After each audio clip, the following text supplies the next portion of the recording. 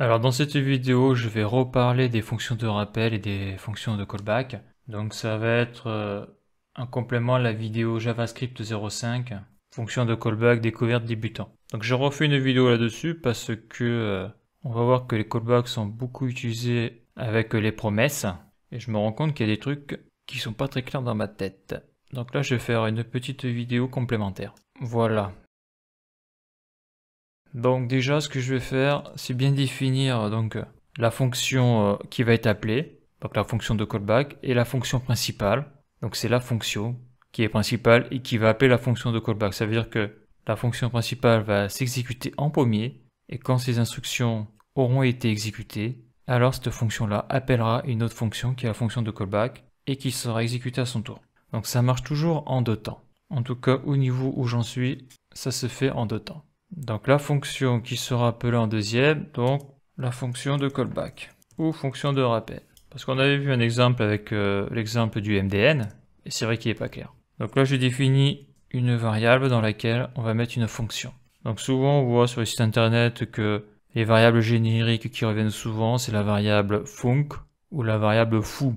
Ça c'est quand tu as pas d'idée pour donner un nom à une variable, mais tu mets soit foo ou func. Donc moi je mets func et là je vais faire une fonction fléché. Voilà. Avec les accolades, là j'ai ma fonction fléchée. Sachant que en plus, les fonctions fléchées, on va le voir après. Lorsque l'on met qu'une seule instruction, on peut encore raccourcir la notation. Donc ça c'est ma deuxième fonction. Ce sera la fonction qui sera appelée. Donc là, en instruction, je mets quelque chose d'hyper simple, un console log.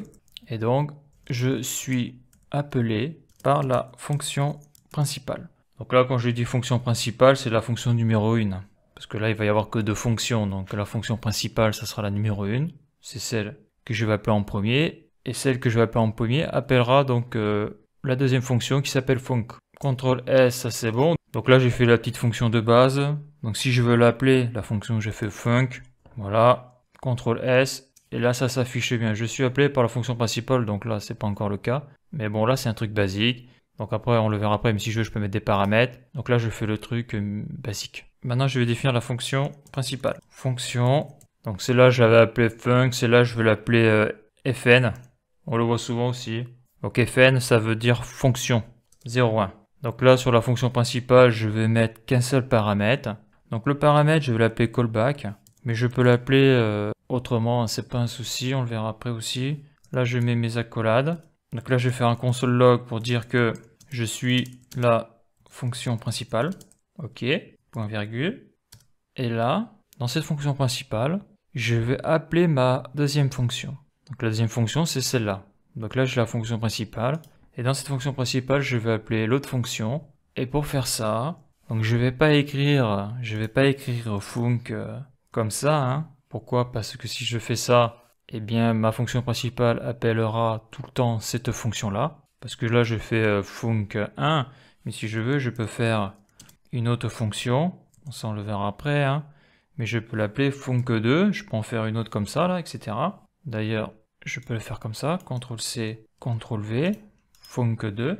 Je suis appelé par la fonction principale, mais je suis func02. Donc ce que je veux dire par là, c'est que, ça je vais le désactiver d'abord, on verra ça après. Ce que je veux dire par là, c'est que là je vais pas l'appeler func, je vais l'appeler là. Le nom que je vais mettre ici, là, ça va être ce que j'ai mis en paramètre là, ça sera callback. Pourquoi? Parce que cette fonction est un paramètre, mais quand je vais l'appeler, ici, là, et bien dedans, je vais mettre en argument le nom de la fonction qui va être la fonction de callback. Donc là, comme je suis des instructions, il faut que mon instruction soit générique, c'est-à-dire que la fonction que je vais rentrer ici, donc quand je vais l'appeler là, et bien ce nom-là va aller ici, et comme il y a deux parenthèses ici, ça va faire un appel de fonction. Donc on comprendra mieux ce que je suis en train de dire après. Donc là, si je fais le CTRL S, il n'y a pas d'erreur, super. Donc là, je vais appeler la fonction principale. Donc pour ça, pour appeler une fonction, il faut l'appeler par son nom. Donc c'est fn01. J'ouvre les parenthèses. Et donc là, je vais appeler la fonction de callback qui s'appelle func. Donc lorsque l'on appelle une fonction de callback, on ne met pas là de parenthèses, comme ça. On fait juste ça. CTRL S. Donc là, on peut voir que dans la console, donc je suis la fonction principale. Donc la fonction fn01 que j'ai appelée, donc c'est bien exécuté. Donc c'est pour ça que ça a affiché le console log. Après on est passé sur la ligne d'en dessous, c'est le callback. Je suis appelé par la fonction principale. Donc comme je l'ai dit, là, cette variable là va prendre la valeur que je vais mettre ici. Et cette valeur que je vais mettre ici, elle est ici.